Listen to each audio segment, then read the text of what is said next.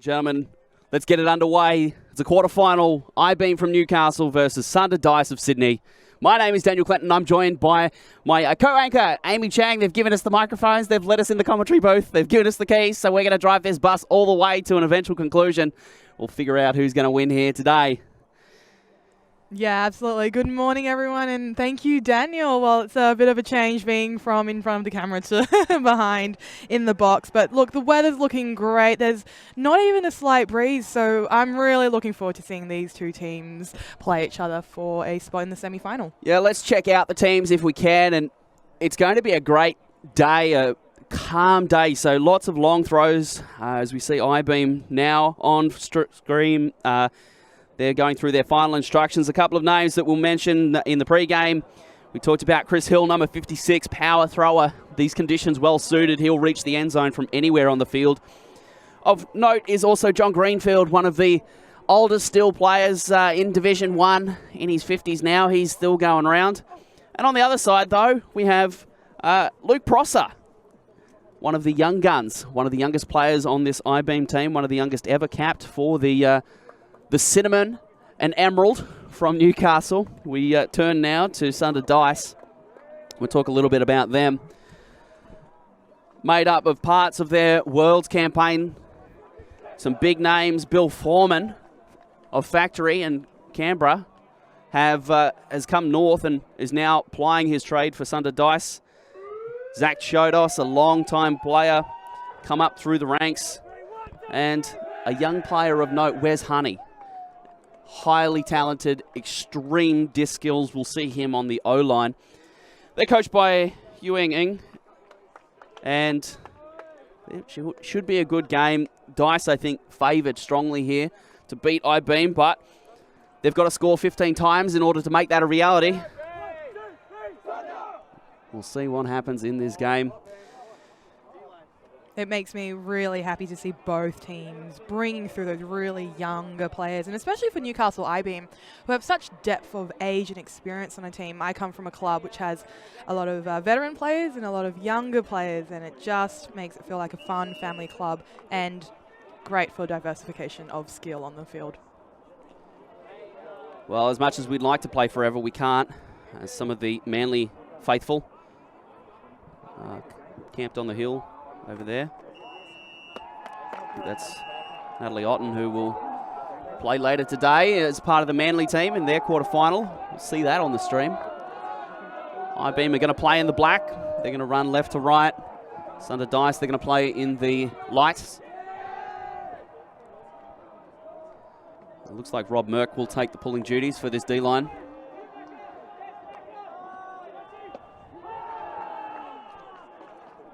I'd like to mention Josh Bolton and Jake Winchester, two of the role players, and Matthew Keeley also out there on this D-line.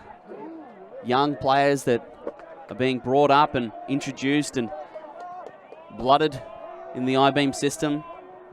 Coach Ashley O'Sullivan in the white bucket hat there, giving some instructions. He'll go out the back of the field as he seems to do.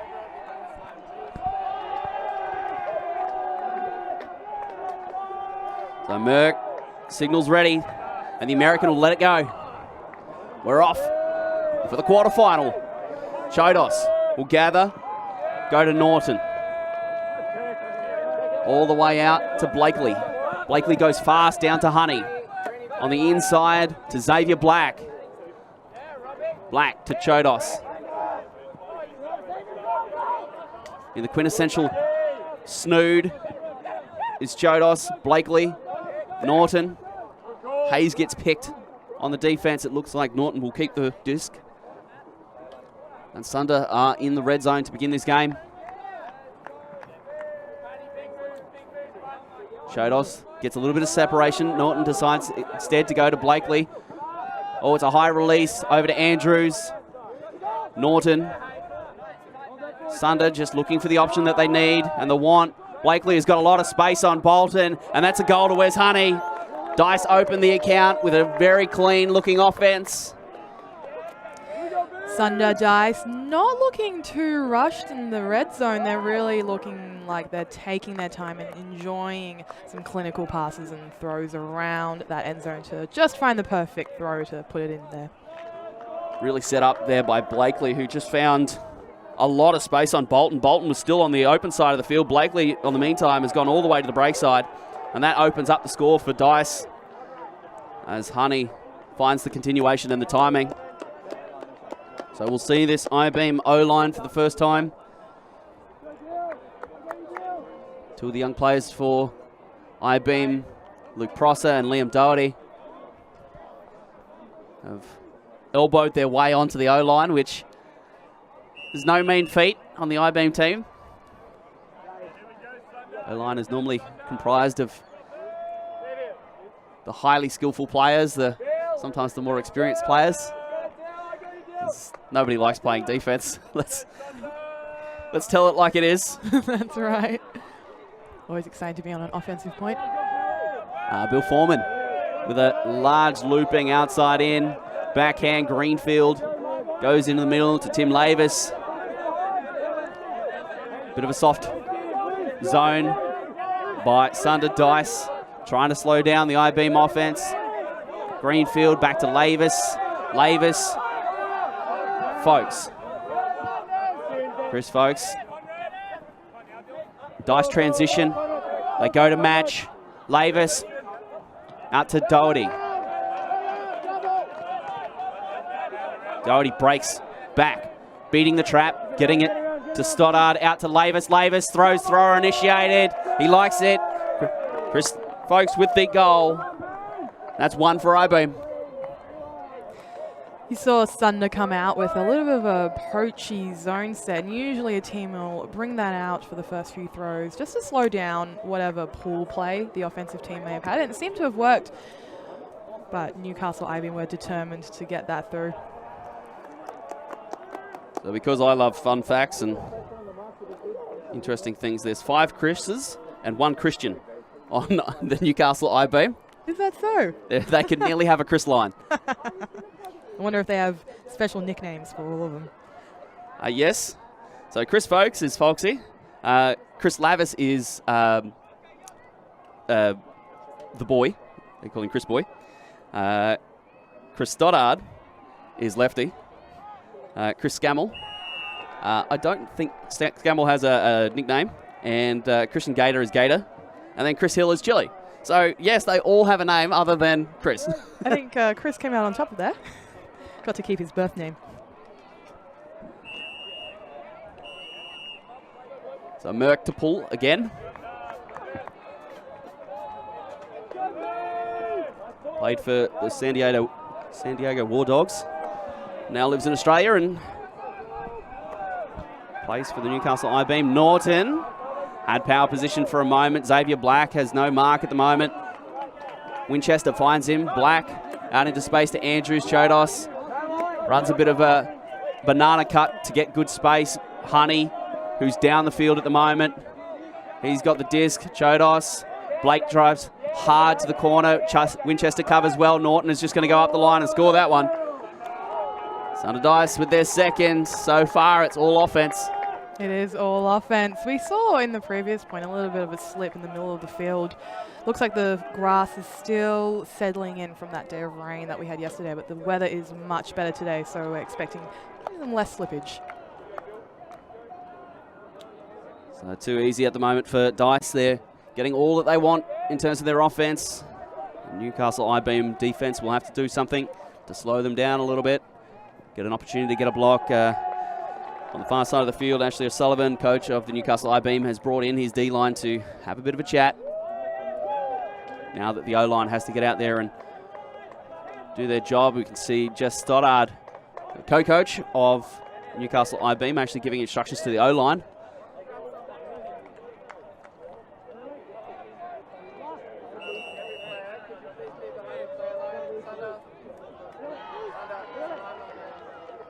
So it will be M. Hodgson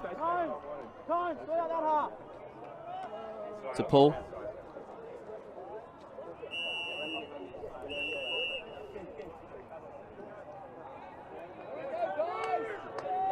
He goes with the inside out. He's going to sit high and give the Sunder Dice defense time to get down, get set, potentially stop that first pass. They do. Chris Lavis goes to his brother Tim Lavis. Prosser gets the inside break. Now Chris Hill. And again, the break to open up the field. Doherty in a world of space. A break again, this time to Stoddard. Hill is free, can't get it to him. Stoddard looking. Doherty works around Gus McDonald. Engages the reset, looking for Lavis. And Doherty's just going to reach for Prosser. He's in the area. Prosser can't get up there. It's a great block by Liam Varley.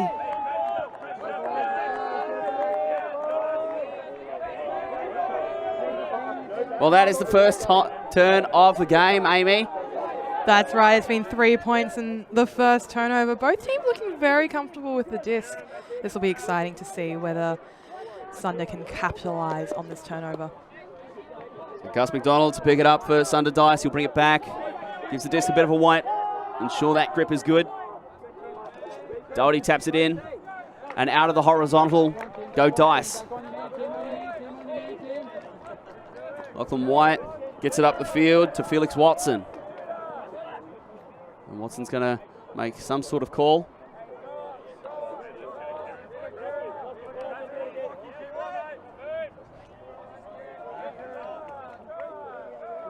So Watson. Now the reset to Lucian Knoll.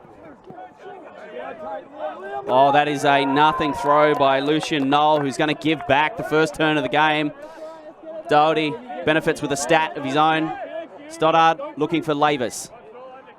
Folks out on the far sideline.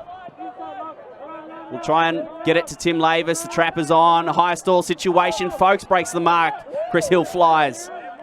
And Hill takes a moment.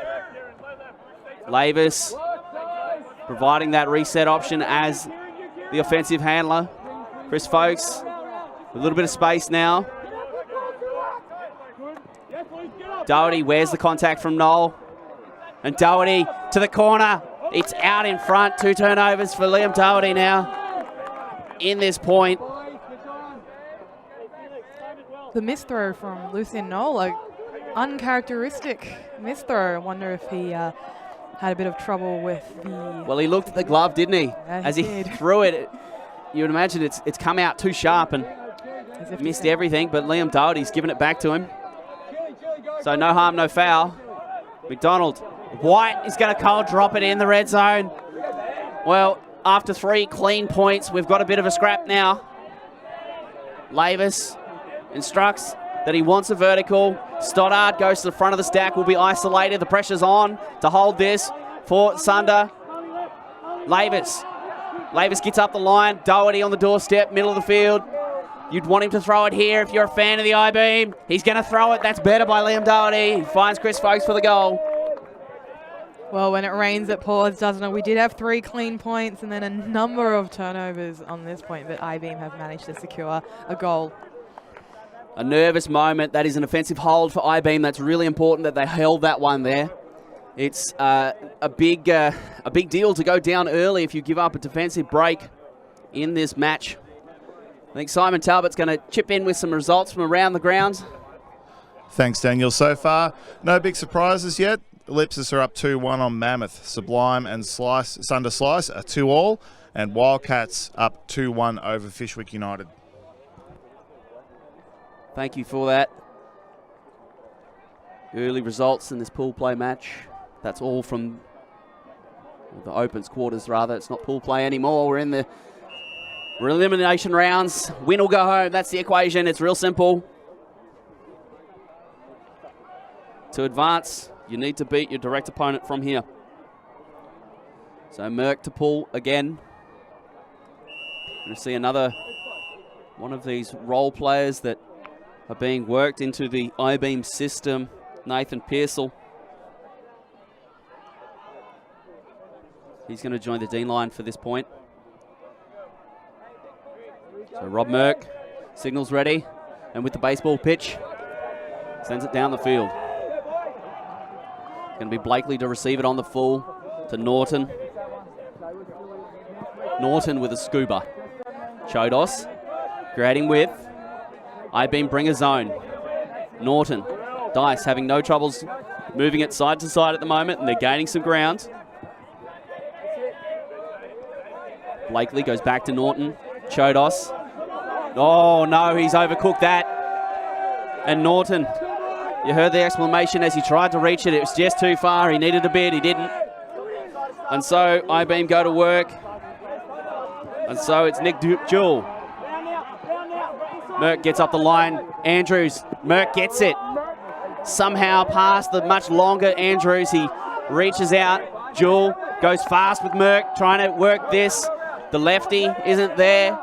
Back to Pukalis. Robbie Pukalis will break with a nice outside in backhand. Jewell, who's putting in a mountain of work. He goes low. It's real low. It looks pretty good. Oh, I-Beam have got the first break of the game. It's Christian Gator who catches the score. You wouldn't have picked it on balance at the early stages. Sunder Dice looking so good on offense, but I-Beam have somehow gone ahead in this match.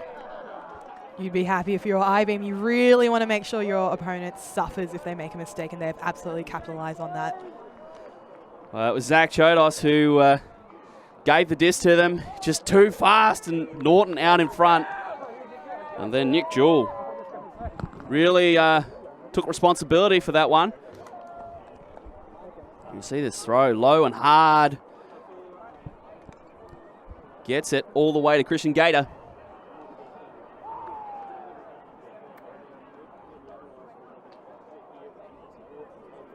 That extra layout at the end, just making sure that his feet are in the end zone and he's got a firm grip on that disc.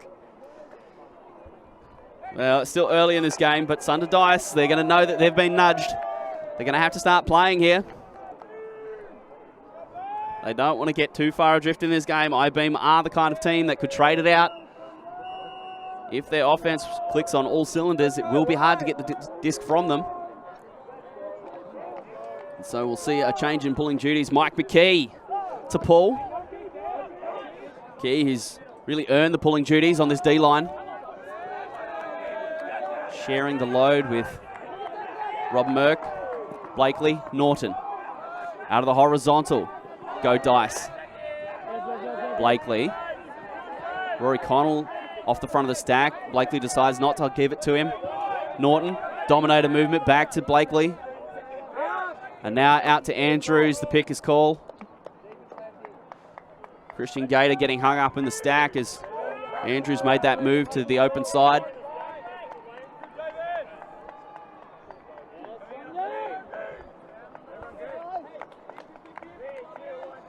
So disc is in. Blakely to where's Honey.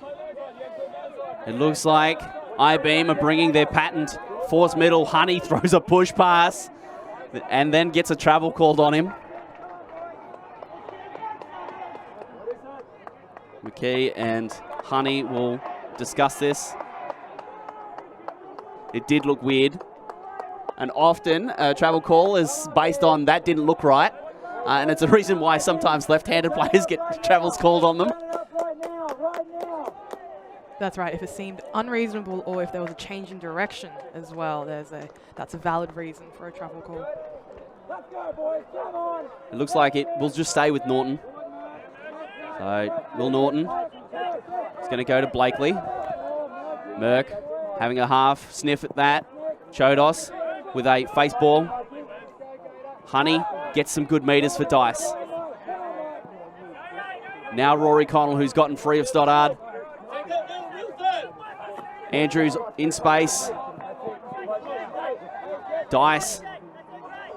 They're making it work now. They're starting to see some momentum. Chodos into the middle of the field to Connell. Now Honey. The force middle is still on. They're trying to drive them back to the middle of the field. Player down in the middle of the field. It's like Nick Jewell who found the turf. So Honey. He's got the flexibility to throw something interesting here. He's going to instead go with the lefty to reset it and keep the offense going. Norton fakes the hammer, and then he's going to break around the corner. That's a goal. That's better by Dice. They just slowly puzzled that defense out, didn't they? Sunder really able to break their defensive players, and a breakthrough, as we know, is when an offensive player is able to put that disc on the side of the field that their defensive players do not want them to be. And I-beam using the force middle. It's a new variation, a different variation rather, I should say. How does that differ from a one-way force of, say, forehand? A force middle will often force the players to, as the name sounds, the middle of the field. And so what you want to do as a defensive team is really concentrate your defensive players to be able to generate blocks in the middle of the field. If you know exactly where that disc is going, you can cram the play down the field. But obviously what happens here is that as soon as that disc gets thrown to the left or the right side of the field, you're in a bit of trouble. And another interesting thing is the force changes during the point to force the disc back to the middle of the field rather than just forcing one way the entire way, forcing them to all the way to the forehand side of the field or the backhand side of the field. I-beam used it to great effect last year against Fishwick United. I feel like there might be something against this Dice team. John Greenfield will throw a hammer out to Lavis, who has to go over Noel. Stoddard providing movement off the front of the stack. Chris Lavis. Greenfield gets underneath. Lavis to Tim Lavis. A floaty one out to Doherty. Doherty's going to take 2 goes at it. He should have had it on the first. Doesn't matter. Lavis slips over. Stoddard provides the fill. I-beam. Their offense is working it out. The defense is getting close. Chris Lavis provides the bailout cut. Now Prosser. Luke Prosser to break to Tim Lavis to score. I-beam hold their offensive point. That's their 4th of the game. That's a great recovery from Doherty there. Went out for the disc, just missed it and put his body on the line to catch it again. He almost had too long to think about it, didn't he? He dropped the first one, caught the second. That's a good point there by I-beam. They had to puzzle that defense out as well. We saw Dice have to do it to I-beam, and now I-beam have done it to Dice. Excellent concentration and body control by Doherty. And then Luke Prosser with a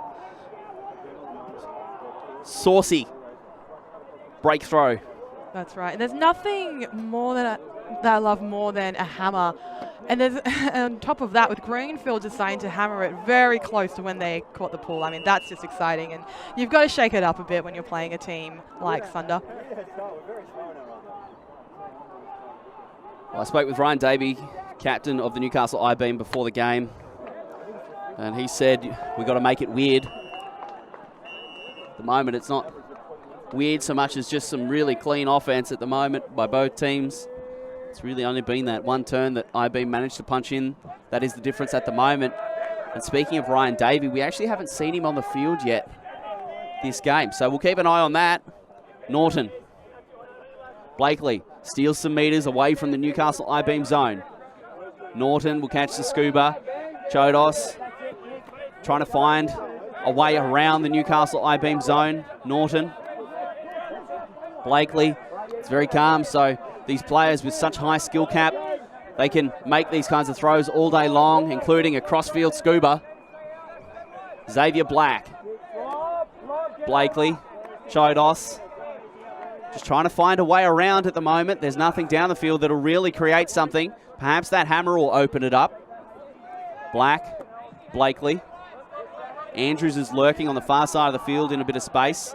Said they go back to Black. Blakely. Norton. Happy just to pass it between themselves. At the moment, there is always an open option. And so long as the stall count stays at a reasonable level, and so long as they can hit their target, they'll continue to move the frisbee.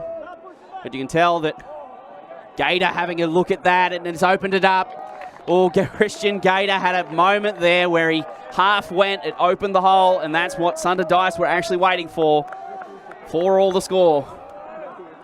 Usually a team will put a zone on when the conditions are a little bit more challenging to play in, a bit of rain, a bit of wind. In this case, it's actually a really beautiful day for frisbee, so it looks like I-beam is putting on a zone just to shake things up for Sunder. A crossfield scuba by Blakely.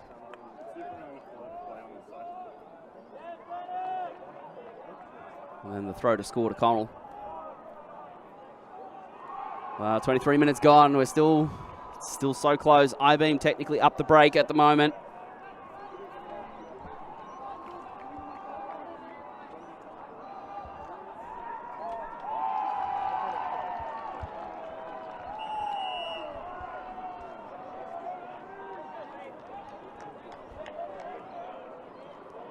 So it'll be M. Hodgson to Paul.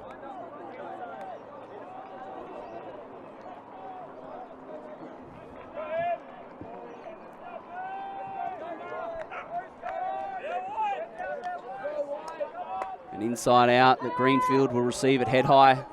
Lavis in the middle of the field. Prosser's gone, he's free, but the straight up force by Noel is enough.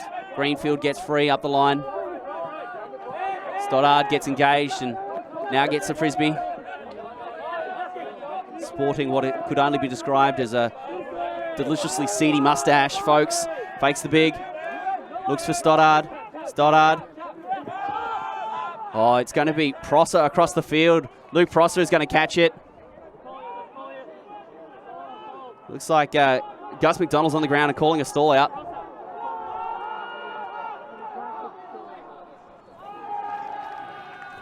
Gus McDonald's going to retract his call. Great spirit there by Gus McDonald. Big contest in the middle. Hodgson and Doherty going up. It was Luke Prosser at the back. They're actually going to have a quick chat. He's going to be a retracted call. Rather, that was actually Conrad Wallace getting caught up with Doherty. And that's two very large men, Doherty and Wallace. Both of them move at a great rate of knots. So Prosser probably counting his lucky stars that he didn't get freight trained to there. Lavis to get the reset. Greenfield goes to the break side. Greenfield, all kinds of space out there. Lots of defenders go with Doherty. And now a loopy throw. Lavis tries to broad jump it in. They're very close to I-beam. Big contact there. Dennis Tran sits Liam Doherty down. Western Sydney's greatest athlete runs into Newcastle's greatest athlete. And at the moment, Sydney are up 1-0. So Lavis will keep the disc here. They're going to play in a phone booth. It's a little bit of a 7-on-7 mini at the moment. Dylan Bennett having a discussion with Chris Stoddard. Let's go, White. Come on. Looks like they've sorted it out. The disc will be on one. Oh, scuba to Luke Prosser. He gives it the waggle too, does the young man. He likes it. That's the fifth for I-beam. They hold their own point. They needed that. Luke Prosser will be happy with how he played on this point. He did really well to keep his cool under, as you said, two very large players coming his way in the middle of the field there, and manages to snatch it out of the air again in the end zone. Well, I did say that they were playing in a phone booth. A little bit of 7-on-7 mini. Luke Prosser, wise beyond his years, realises that there's another 15 odd metres to play on the other side of the field. He gets out in it. Celebrates the goal. Very easy for teams to have what we call end zone fever in the Frisbee world, is when once you get to that red zone, all you can see is what's in front of you and you just want to cram it in, but sometimes you need to find the space. Weird kind of throw as well by Lavis, going with a scuba to the forehand side of the field. Normally you see the scuba go to the left-hand side rather than right-hand side. An inside-out scuba. That's a new one on me. Well, keeping it weird for them seems to be working. Got some spectators on the wire. Be an excellent view from up there. A good pull by Merck. Chodos will gather. Norton. Oh, an excellent throw by Norton to Rory Connell. Connell points, gestures that he wants Chodos to come back. Reset the stall. Chodos is going to reach with a good looking backhand. He goes to Will Norton. Norton in a great spot. Norton rises. I think that's a goal. Well, Zoke Chodos with an excellent backhand throw to the big Will Norton. 3-pass offense for Sunder Dice. That's one of the first big throws we've seen come off successfully in this game. Well, the long throw, the huck as we call it, is definitely on with not much wind. What is the secret to getting a good opportunity to throw a huck, Amy? With your hucks, there's probably two things that I can think of. Obviously, one is the weather. You can't control that. But if it's beautiful conditions like this, I'm actually surprised we haven't seen more hucks go up. And the second thing as a thrower, you absolutely want a little bit of settling time before you put that huck up. So if you can get yourself, or if you can get a teammate to get you into what we call power position, so you can catch the disc, take half a second to settle, get a big wind up, and of course, you need a deep receiver to catch the disc. You said power position. What is power position, and how do you know that a player is in it? Oh, that's a great question. With power position, it's really a way to set up a player for a great big throw. And as a player, you know you're in it when you feel good and you just want to absolutely put it. Okay, Hodgson pulls that one. Lavis gathers, throws it to Chris Lavis. Tim Lavis will get this one back. Just tracks that down. Looks for the reset now. Chris Lavis to Chris Hill. Doherty. For a moment went out and then pulled out of the deep cut. There will be a pick call on Chris Folks.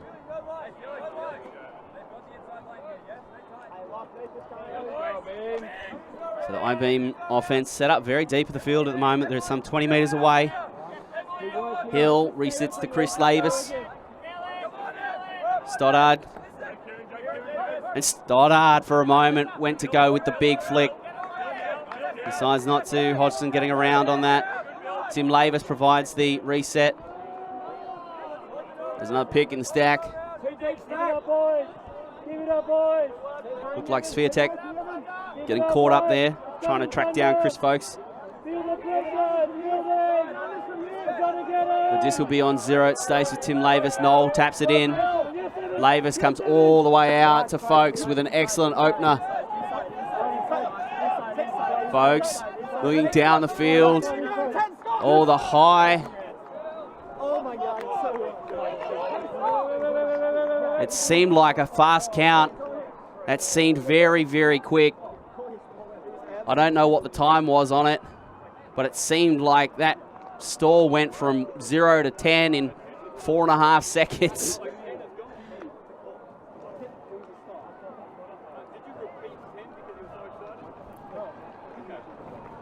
They're going to discuss. We'll see if we can listen in. I was consistent all the way through. If he believes you are faster with the last two and doesn't get time to call a fast count, then it's still a contested I stall. see what you're saying. I was consistent the entire way through. I think you were until 9 and 10. Like, is that what you're saying as well? That's what the rule says. Yeah, I couldn't hear the count. That was as honest a stall as I think we're going to get in this game. Sounds like we're contested, right?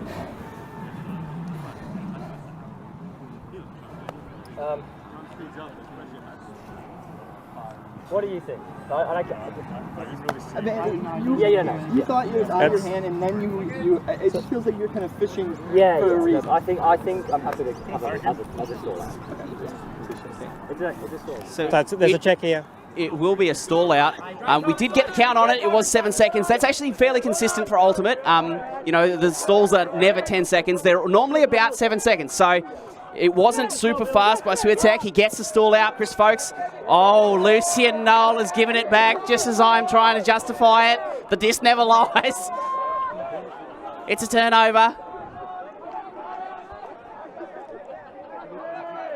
I think it was a stall out, but Lucian Noel's going to give it back. And Lavis is going to get an opportunity. It's going to go high stall. Hill on the doorstep. The throw. Oh, the block! That one's clean as you like by Evan Swiatek. No calls on that one, buddy. That one's all you. And then he's going to huck it. He likes it. He feels himself right now. Laces out all the way down the field to Gilbert. Gilbert to White. Oh, they run it all the way back to Sunder Dice. 6-5. That's a break. That's a little bit of what we call frisbee karma there. Sometimes when there's a call made, there's a turnover, the disc often finds its way back to its original players. We did see a number of turns in that point. That was very exciting and very fast-paced.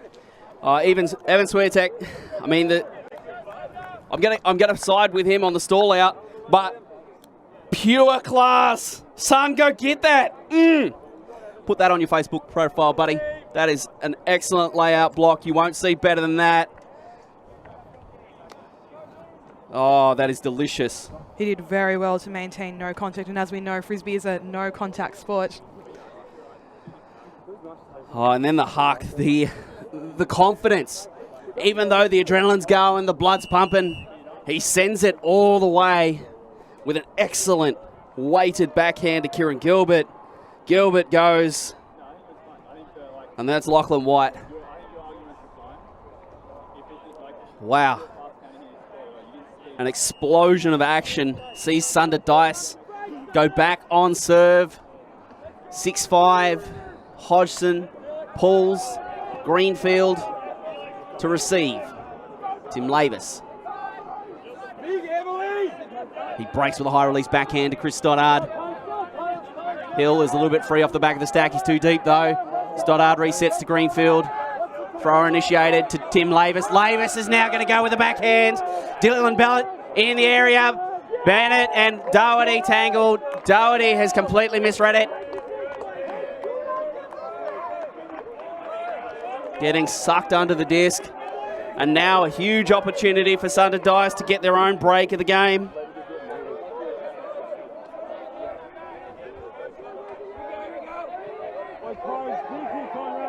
Gus McDonald to bring it up, bring it in. Dennis Tran out of the horizontal. Tran can't get it to Hodgson, goes to Gus McDonald instead. Angus McDonald looking, he finds him Hodgson. Hodgson's going with a backhand to Dennis Tran. Tran's going to have to do a little bit. He's not going to have to do much at all, actually. He just kind of walks in, and a huge spike. He knows what it means. That's 7-5. That's a huge moment in this game. Just before half, Sunder Dice get the break. He was so excited. He actually spiked the disc, picked it off the ground, and gave it another spike. Well, when one won't do it, a second spike will. We'll look at the backhand by M. Hodgson. That's perfect. Giving Dennis Tran the only opportunity to catch it. Yeah, he knows what a moment that is. We're going to have a timeout call, so while the teams bring it in and talk it over, we're going to go to Simon Talbot with some score updates for us. Thanks, Daniel Amy. Well, it's been arm wrestles all around so far, but right as this game started to break open, so have just a couple of other games. So just watch one field over. Sublime from WA have just taken the lead 7-6 over Sunder Slice with the first break of the game. We've also got Ellipsis who are up 5-4 on Mammoth. And the other quarterfinals starting to creep away. Wildcats 7, Fishwick United 3. Well then, that's interesting. Very exciting to hear about Sublime. As we know, we saw one of their live stream games, and they play a very physical game, happy to put their body on the line. So be very interesting to see how that game continues. Big shout out to all the people tuning in from their lounges all across the country, from Bonnells Bay all the way up to Byron Bay, all the way down south into Melbourne. Footscray. I'd imagine there's someone in Footscray tuning in. Some people in Geelong perhaps. All the way out to Perth in Western Australia. We've got people from all over the country joining us here this weekend to compete. And what a great tournament it's been so far. But we're coming to the pointy end of things. There can only be one national champion. Could it be one of these two teams here? Lim Varley agrees with me. He says it's going to be us. Daniel, it's going to be us, son. Don't doubt. The boys from Sunder Dice. If Sunder Dice keep playing as confidently and as cleanly as they have this game, they might have a chance. Well, an interesting wrinkle that happened due to the draw. It will not be a Sunder final as we've seen in the past, due to Sunder Dice losing to Ellipsis yesterday and them ending up in this semi-final. It means that they notionally will meet Sunder Slice in a semi should Sunder Slice beat Sublime, which at the moment they're in the driver's seat over there, just taking half. So they're up in their match against Sublime. And they're up a break here now against I-Beam 7-5. Nearly 40 minutes gone on the clock. Foreman. Outside in. Deep pull. He's put his back into that as the big Bill Foreman. And John Greenfield. Greenfield engages Chris Lavis. Lavis will go to Tim Lavis. A high release to Doherty. Doherty bids out in front of Lachlan White. Catching that one. And now Doherty is going to go with the outside in. Foreman in the area. It's all Bill Foreman. Luke Prosser unable to get there. That's another block. Another opportunity now. Conrad Wallace goes low to pick it up. Foreman. Lachlan White. A big bid from Doherty. Can't get there. Lotion Knoll. In space. He's going to go with a backhand. Out in front. Oh, it's pretty good. It looks really good. That's halftime. They're going to go have some oranges and some Gatorade. I-Beam, the wheels, taking a bit of a wobble at the moment. They need to check the nuts on the tyres because the wheels may be just about to fall off the wagon. That's typical Sunder. As soon as there's a turnover, as soon as there's an opportunity for Sunder to pick up the disc on a turnover, they will treasure the disc and they'll absolutely make sure that they score. Wow, before we head into halftime, Amy, any thoughts ahead of the second half? What do you think needs to change for I-Beam? I'm really looking forward to I-Beam just pushing the boundaries a little bit more. We saw some interesting hammers. We saw some interesting throws that actually came off for I-Beam. And as you said, if they keep it weird, if they keep it creative, they've got a really good chance at grabbing another 3 points, which will bring it to evens, and then grabbing some more. Well, we're going to go to a quick break. We're going to look at some replays from the first half action. We'll be back with the second half of this men's quarterfinal match between Sunder Dice of Sydney and Newcastle I-Beam.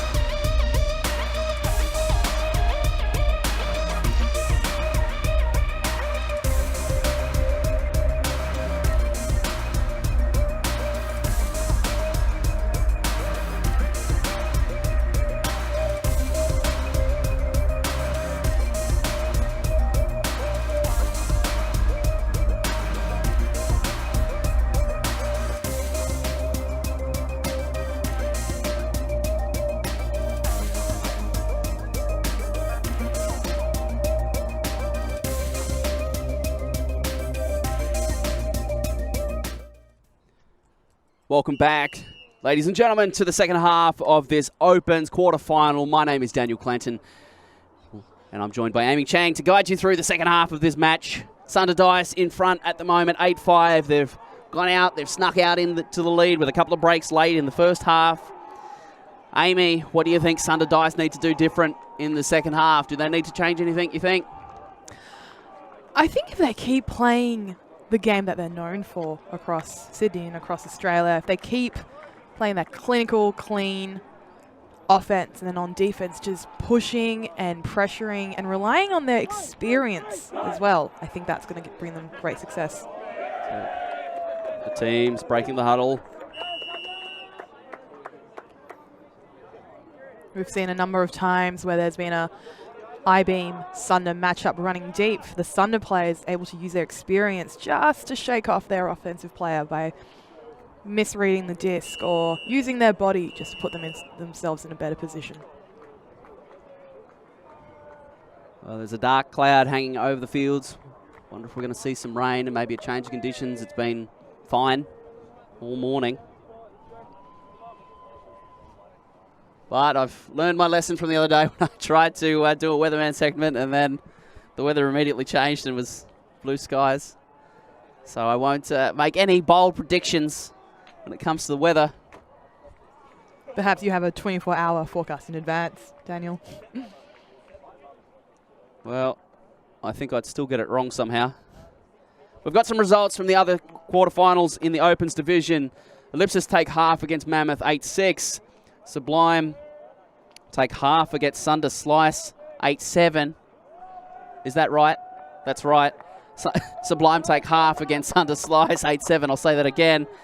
Fishwick are down 4-8 against the Wildcats from New Zealand.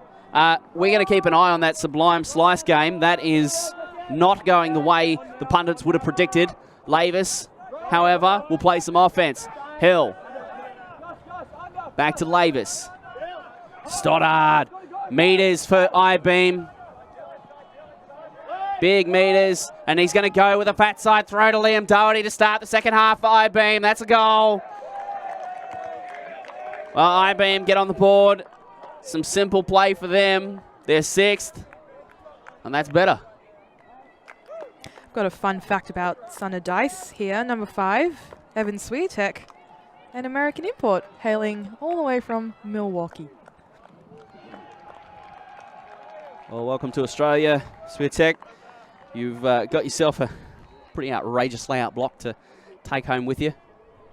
And a contentious stall out too. Well, we won't mention that one. The good news is the layout block will fit in the carry-on baggage. That one you can just email back home. So I-beam's defense, it's managed to get one break so far, but the Sunder Dice defense have gotten more. They're going to have to lift their game and get a few more blocks to get I-beam back into this game. They're around the mark. They just need a little bit more. And with the lift here,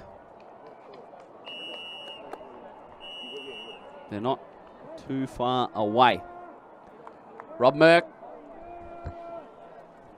with that baseball pitcher style. He gives it a rip. Gonna slide towards the far sideline. Looks like it will be out. Norton gesturing that he will take the brick.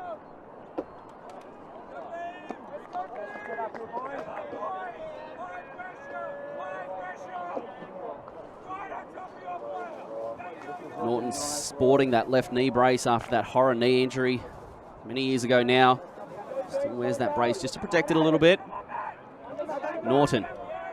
Oh, the stall's drifting high. Eventually finds Andrews. Andrews will try to go to Norton. Can't find him. Goes to Connell instead. Connell goes fast to Xavier Black. And Black's going to break around the corner to Wes Honey in space.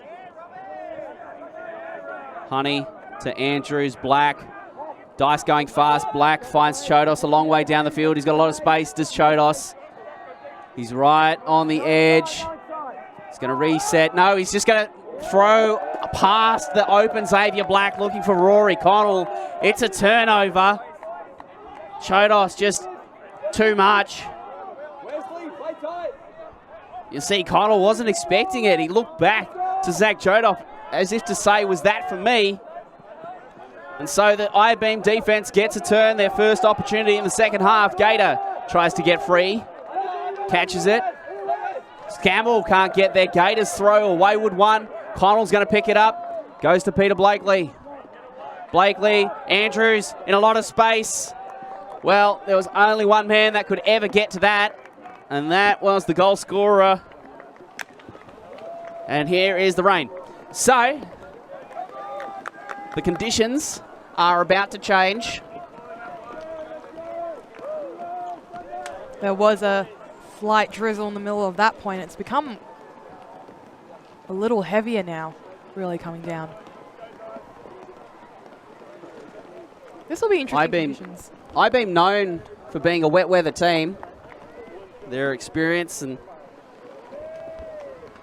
years of playing Ultimate in conditions that vary from glorious down to downright dreadful. See if maybe this change of weather can change the fortunes of this I-beam team that are down by 3 in this game. Yeah, it's starting to rain.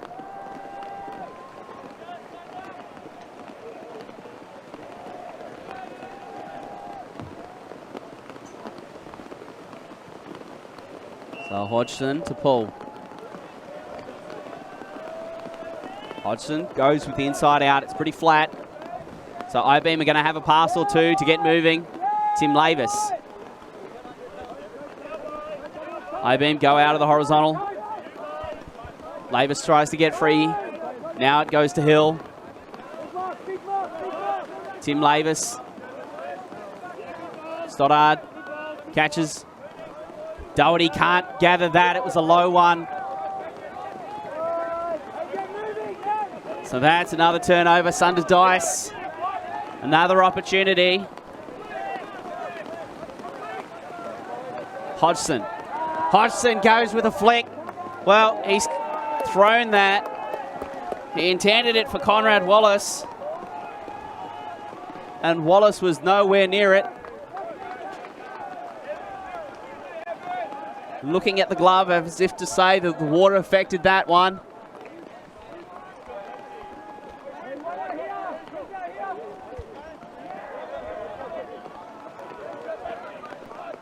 So Lavis goes to the line, taps it in quickly. Stoddard to give some movement. And now some width back to the middle of the field to Tim Lavis. Chris Folkes, who chips in so reliably and consistently in the midfield to keep I-beam moving. And now Chris Stoddard is going to go with a big huck to Chris Hill. It's a really good huck. Hill goes early. Oh, he's not done really well with that at the end of the day. It seems like Noel is going to claim the stat. Chris Hill, who went so early, he could have waited half a beat.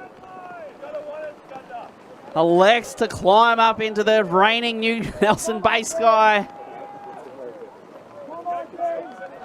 And he has dropped it. Good no call there by Chris Hill.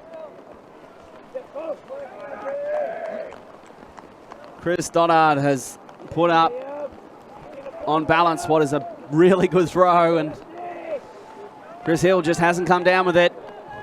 So Hodgson will get another opportunity. His last flick was a bit wayward. Dice work out of the horizontal. Swiatek gets underneath. He goes quickly to Noel. Swiatek combining with Dominator movements. Noel all the way out to Hodgson. Lachlan White is free. Hodgson decides not to huck it. Dylan Bennett goes big past, but it was aimed at Swiatek. Wallace, Hodgson. I-beam still containing this though. They're deep down the field and able to hold it up. Bid by Doherty. Dylan Bennett now with the disc. There is a pick in the stack.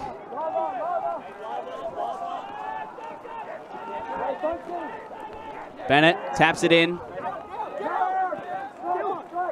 Oh, push pass to Lachlan White. And White is going to reset to Noel. Noel goes to Bennett. Bennett with a nice flick out to Swiatek. There's another pick in the stack. Seems like the rain might be easing slightly. Lachlan White has a step. Yes, Witek will go to him. White catches. He elevates and reaches. It looks like he will claim the goal. That's Sunder Dice's 10th, and another break now for them. They're starting to pull well in front in this match now. With rainy conditions like this, the disc becomes harder to catch, becomes harder to throw. So both teams, if they haven't already, will need to make that mental switch. Just as I say, I think the rain is easing. Someone turned the tap back on.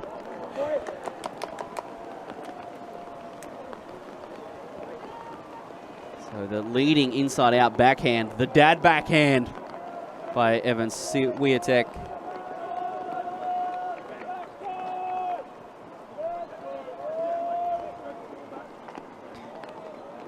Sunder, who train in Sydney twice a week, have also been facing, along with the rest of Sydney, torrential rain and weather. So perhaps both teams are evenly matched on dealing with this sort of rain and wind. Well, at the moment, it's more rain than wind. It's actually quite still out there at the moment. It's not really blowing at all, so still conditions, just very damp conditions. This will be a bricked pool.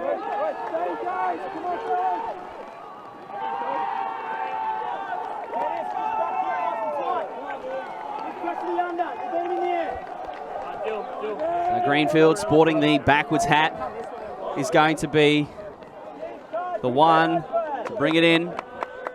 Wonder how many times he's done this. A bricked pool in raining conditions. He gestures that he wants Tim Lavis to come up the field. Prosser. Tim Lavis. Players slipping over all over the shop. Chris Lavis to Stoddard. Chris Stoddard looking. Lavis gets the up the line. Lavis looking. The stall will be getting high. He goes to the break side to Chris Hill. And then back to the open side they go. Tran flies. Liam Doherty catches to settle the nerves. I-beam catch, a much needed goal in this game, 10-7. You'll see when the defensive team and the defensive players come down the field, they'll point. Often they'll point to the player that they're marking, but they also point to a direction on field, so either home or away, left or right. And that indicates the direction that they're going to be defending. So they do want the disc to go in the direction that they're pointing in. Dennis Tran nearly got that. Came from a long way deep to nearly make the play just over the fingertips. And as things are looking fairly straightforward here on the other field, the other quarterfinal of note, Sublime are up 10-9 against Sunder Slice. That is a story in the making. We're going to keep our eyes on that. Maybe the rain is helping Sublime, who love a bit of chaos ball, or chaos disc, I should say.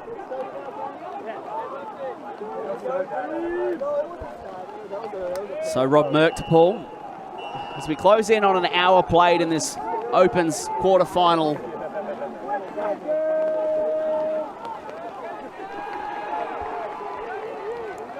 Chodos. Will Norton to Peter Blakely. I've been bringing this zone. Nathan Pearsall, the big Pearsall, nearly got a piece of that scuba. It only just drifted over his fingertips. Dice escaped down this near side. And that's a really nice outside end throw by Xavier Black. Showing some throwing chops and finding Wes Honey for the 11th goal. That almost looked too easy for the Sunder offense, just to slice through the zone put on by I-beam. Well, doesn't matter. Rain, shine. They looked comfortable there. You can see just one pass after another. The containment of the I-beam zone never getting on. And then Xavier Black with pinpoint accuracy.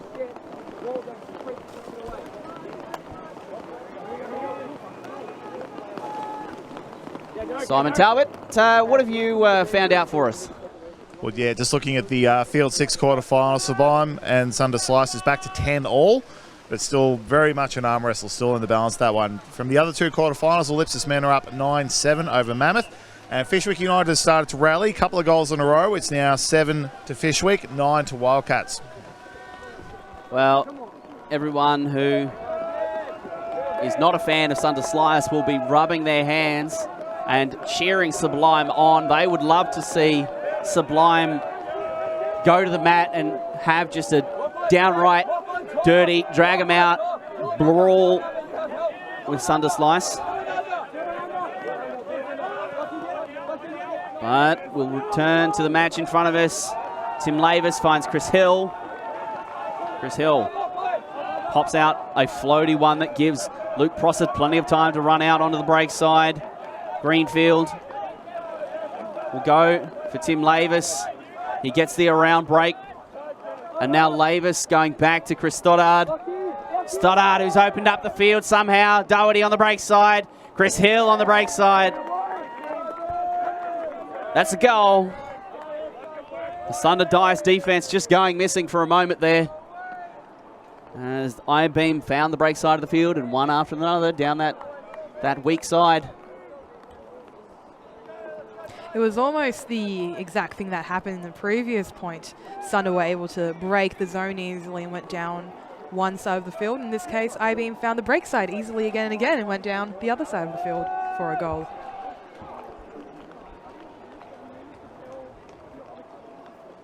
Liam Doherty with an assist. Continues to develop at a great rate of knots, that young man. So we look forward to viewing his career with great interest. See where he goes and where he ends up. His early 20s, he's got a lot of frisbee yet to play. Rob Merck to Paul. Notice that for I-Beam, a lot of the role players have not played much in the last 10 points or so. Now resting firmly on the shoulders of more experienced players. Liam Doherty has actually shifted across to the D-line. Ashley O'Sullivan clearly feeling that he needs Doherty to run both ways. Blakely, Norton, and now the defense gets on. They will go back to a match defense, will I-Beam. Connell, Blakely. The force middle is the tactic of choice here for the I-Beam defense. Oh, a high release out to the advantage of Chodos. Connell, Blakely. Oh, Liam Doherty nearly gets it. Blakely to Where's Honey. Where's Honey goes fast, and then it's dropped by Rory Connell. I think there was a travel call on Where's Honey as well. So Nick Jewell will pick it up. Gator goes out. Jewell will reach for him. There is a pick call. It might have been Dave Andrews who got hung up trying to track Christian Gator as he made that outcut. Nick Jewell gets it tapped in. He's still got it. He'll look for Rob Merck, who works in close proximity. Collision between Chodos and Blakely.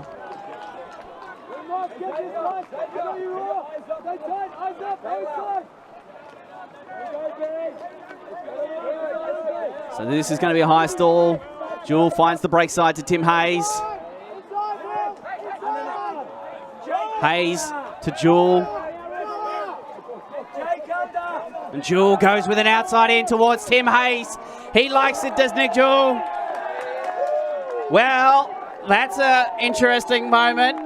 I-Beam get back a break.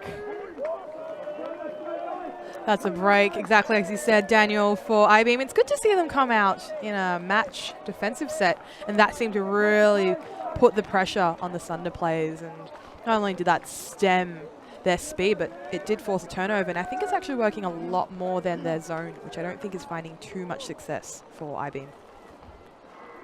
Well, it certainly got them results at that point. Tim Hayes known for his defensive work rate. personal trainer and Nelson Bay local, owns a gym here in town. You see old I-beam player by the name of Dallywater, who plied his trade with I-beam back in the day. Has since moved on to greener pastures and is a father. Congratulations to him.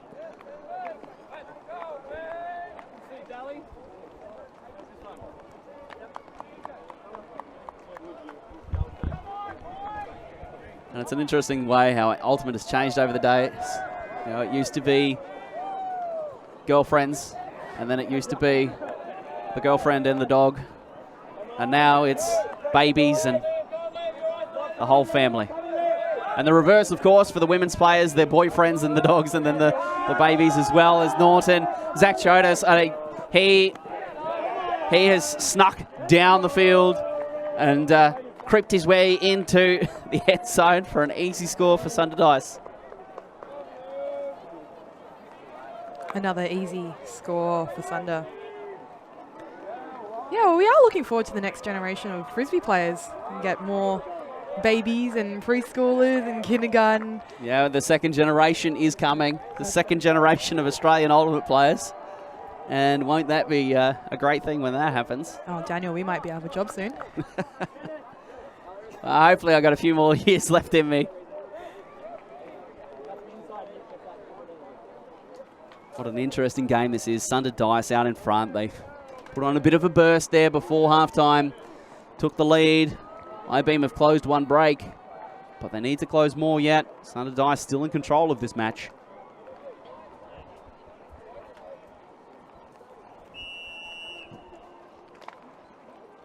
Sunder 12, I-beam 9, 3 points in it.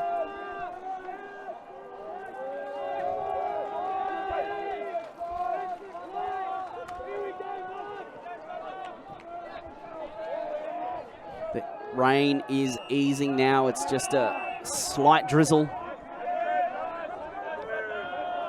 Hodgson. Chris Folks will let this bounce.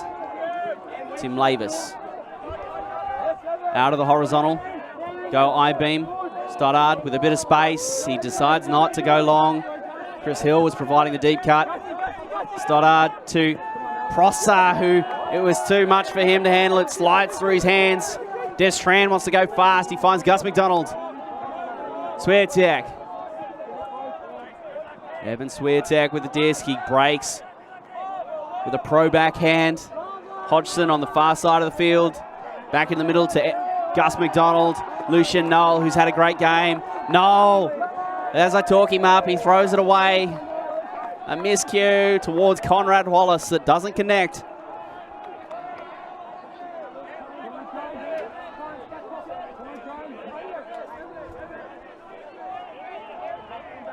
So Tim Lavis picks it up. And out of the horizontal, again go I-beam. Folks tries to get up the line. A long resetting pass all the way across the field to Chris Lavis. Now Folks will come under. Huge bid on it by Evan Swiatek. Folks beats into the disc though. The disc spending a long time in the air. Gave Evan Swiatek a lot of time to set himself and go after that one. Tim Lavis looking for something. Stoddard steps into it. And now the break. Oh, Swiatek got that one. And now Conrad Wallace. Sunder, another opportunity to break this I-beam offense. Dennis Tran, Swiatek, he's looking, he breaks the Lucian Noel. Tran in a foot race. The force is good by Chris Lavis, and a timeout will be called.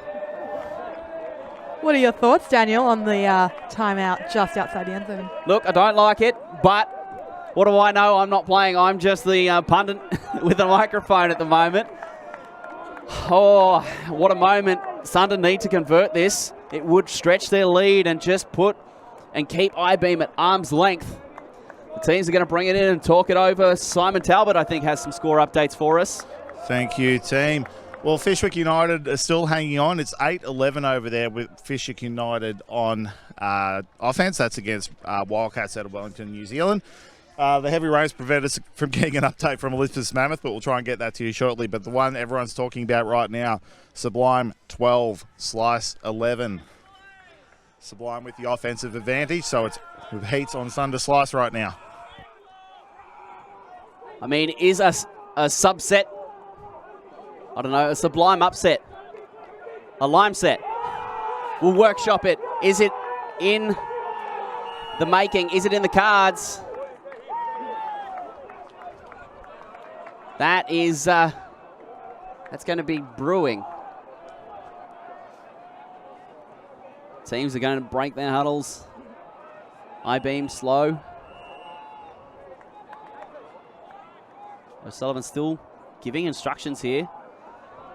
Sunder Dice, as the offensive team, will set first. They'll move into their structure, get set, and then once they're set, they're not able to move. I-beam, as the defensive team, will have the opportunity to get into their defensive structure, and once they're set, the disc is tapped in. Noel Swiatek is going to be in space at the front of the stack. Noel, there is a violation call. Lavis and Swiatek having some words, discussing it, working it out. They get it sorted quickly.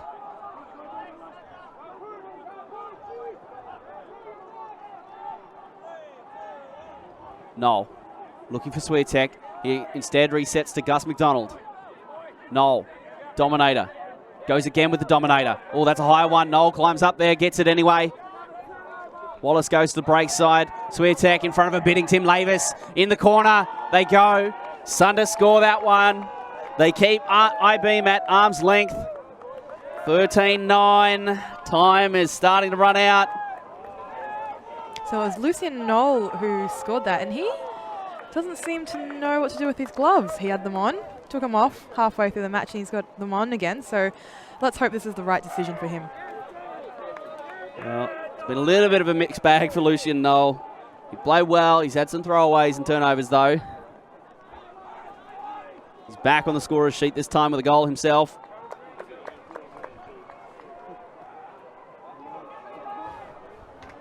So we watch the movement. After he throws, you see he just goes. He wants the space. He beats everyone to it. And he should probably keep playing Ultimate because he won't find a start as an AFL player. That kick was off the shin. We've got another timeout call, so another break has been called for. They're going to bring it in, talk it over again. I-beam teetering on the verge at the moment.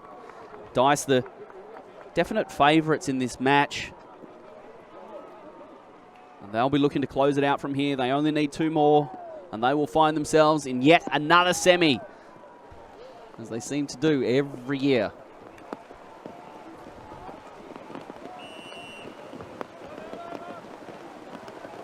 The rain is going to return.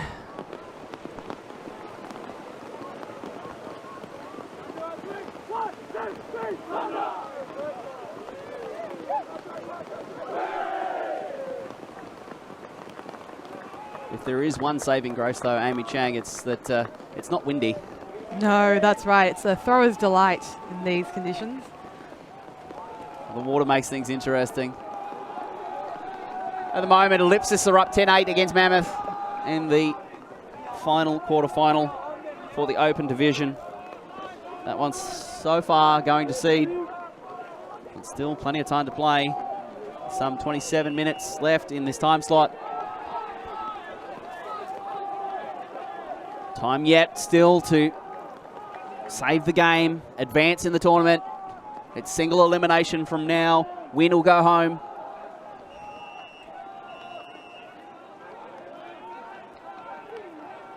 It's a short drive for I-beam. It's only down the road some 50 minutes, but they don't want to go home yet. And that's a miscued pull. Phil Foreman faking his entire team out.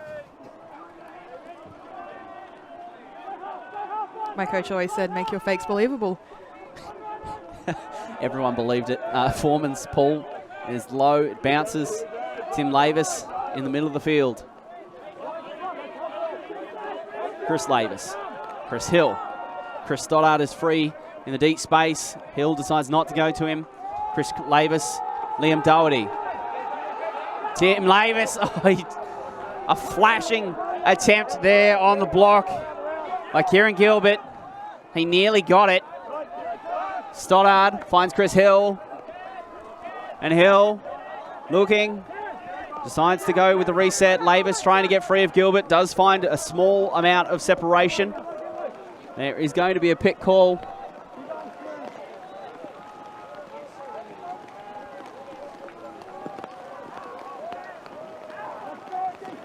Evan Swiatek just getting knocked over by Dennis Tran, who claims another scalp. He put Doherty down earlier. Now he claims a teammate. Lavis, an inside break to Chris Hill. Chris Hill is going to go with a real quick flick out to Luke Prosser. And that is the 10th for I-Beam. They hit double figures in this one. And that was very close by Kieran Gilbert, who nearly got a block there.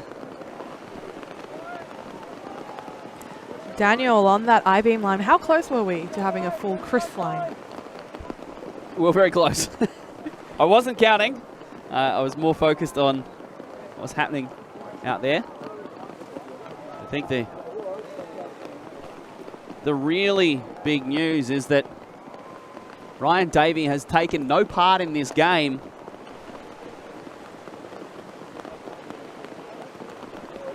One of the captains.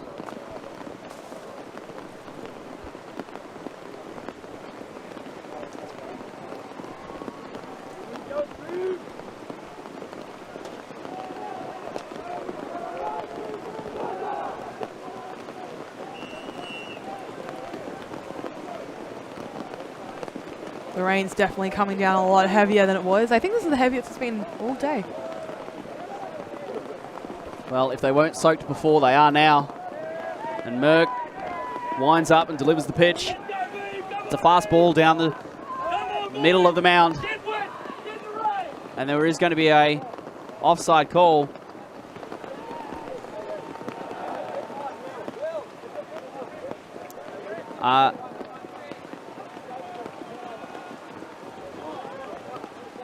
There is slight confusion. The rules recently have changed on offside.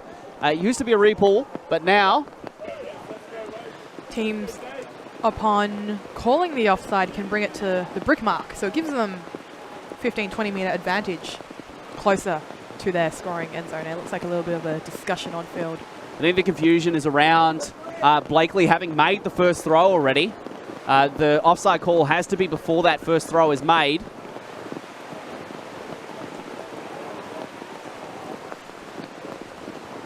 I think we've gone from rain to a downpour.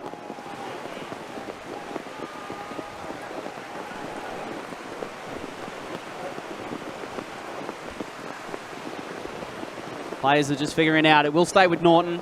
I think it was because Blakely had made that first pass. They're not going to go with the... Oh, and that's a block just as I looked away. Winchester somehow finding that disc. Bukalis. Bukalis with the frisbee. To Merck. I-Beam, they need this break real bad. Stoddard. To Christian Gator. In the red zone, middle of the field. I-Beam, they're working it between themselves. There's a pick down the field.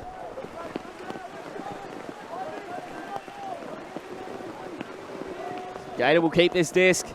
I-Beam stretched out across the field. They'll probably want to clean it up and create some space in the corners. Merck goes up the line. Gator floats one out to Nick Jewell, who's played so well. Jake Winchester. Winchester on the sideline. He'll need to get this out of there quickly. An excellent break to Jewell, who drops it. He decides to bid. And Norton goes fast. A bid by Jewell out in front. Xavier Black catches it anyway. Zach Jodos with the frisbee. Takes a moment to get set. Allows the offense to move past him. Blakely back to Xavier Black, who's taken the reins on this one. And now all the way out. Left-hand side, Rory Connell. He's going to go. Is he to black? No, he's covered. He goes through the mark of Pukalis, does Connell. That's the 14th for Sunder Dice. They're one away from winning this game. I-beam, they so needed that goal, though.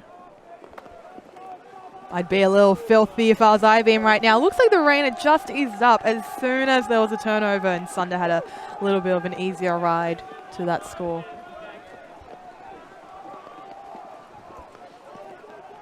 Now 20 minutes to play left in this one. I don't think we're going to need it. Sunder only needing one more.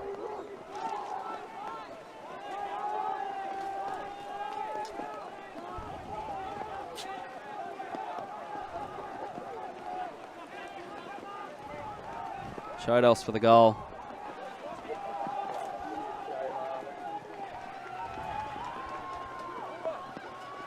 I didn't think it was worth mentioning beforehand, but with heavier rain, throwers need to make a much more conscious decision to put more power and more spin on that throw that they're throwing. And why is that important, Amy? With conditions like this, if you don't put enough, what actually happens is that the water from the rain pushes the disc downwards. And so if you let out a throw that you might normally throw in good conditions, the disc will immediately hit the ground. Hodgson pulling, as he's done all day. Sunder Dice could win it here. They could find themselves in a semi. Tim Lavis and the Newcastle I-beam, they're going to do their best to stretch this out as long as they can. Prosser gets it to Chris Stoddard. Stoddard goes to Folkes. Doherty. Stoddard. Chris Hill in space. And now Hill's going to go to Greenfield. And Greenfield, the old man, still got some life left in those legs yet. He catches a goal. Newcastle I-beam, they go to 11. And Sunder Dice will now have an offensive point. There's actually a slight discussion on the field. Bennett involved. Looks like a confusion as Luke Prosser had his hand in the air. There's no call? Yeah, just confusion there. Dylan Bennett thought there was some sort of call. Luke Prosser had his hand in the air. Prosser just setting the stack actually in the middle of the field.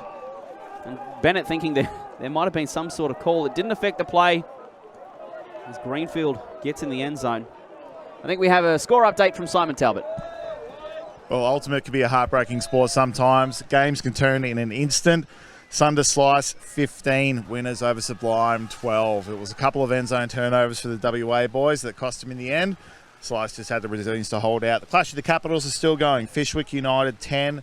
Wellington, 13. And I've just seen there's already been about 4 or 5 end zone blocks in Wellington at this point, so that's a close one. Well, heartbreaking indeed. Sublime, even though it's been a few years, they still can't break the hoodoo and get out of the corners. They were up and they couldn't quite get it done. So Sunder Slice booked themselves a semi. And Sunder, or Sublime rather, are going to book themselves some flights home. They'll come in the 5-8 bracket, losing their quarterfinal. Who will join them? Will it be I-beam? Will it be Sunder Dice? Merck pulls. Chodos gathers. And Norton sets. Xavier Black. Black can't get it past Winchester. Hayes goes with the face mark. Norton goes away to open up the field. The force middle is back on Blakely. Connell up high. Goes around the edge to Andrews. Honey's free deep. Andrews is going to instead go to Norton, who collected and connected with Tim Hayes, both of them making their way to the ground. Norton calling the foul before he caught the frisbee. Hayes stepping on Norton. Norton nearly caught it anyway. So uncontested, Hayes agreeing with Norton. Blakely has to bid a little bit. He does the roll. Losing the hat in the process. He breaks to the end zone. Oh, he's done. He's overthrown the receiver, Dave Andrews. He looks back towards the stack as if to say, I want to call something. Bemused looks on a few faces in there. I think it's your call, Dave, and I think you made the right one. That hit the heart. Let's go, Yeah, there's going to be no call. Andrew's just taking a moment to have a chat.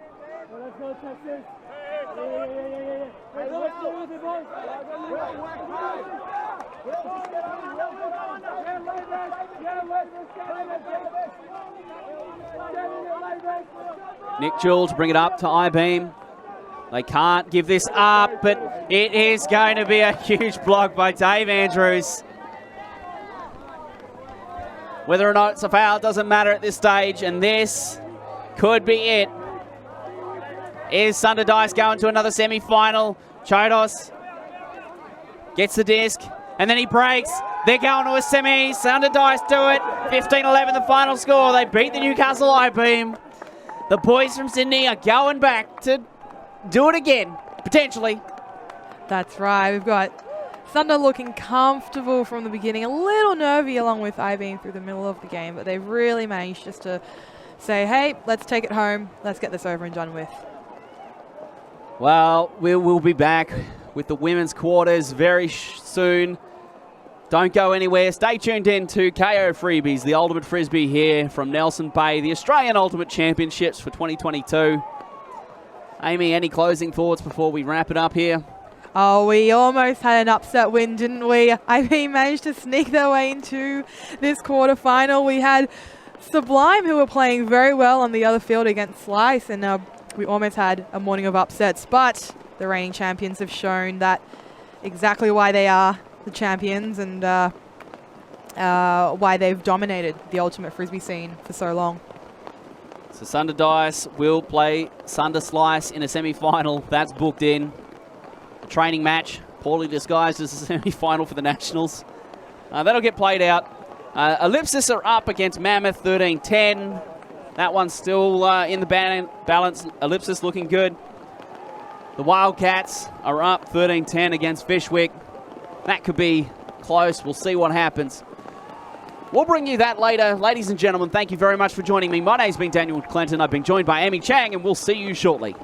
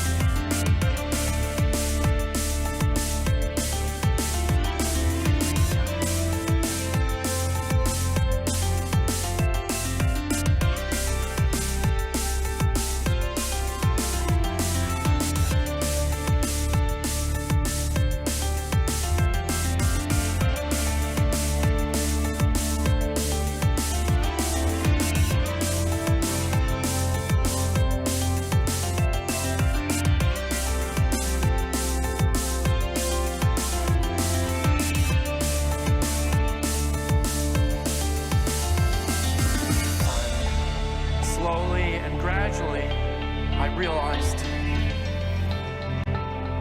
it's about love. It's about you.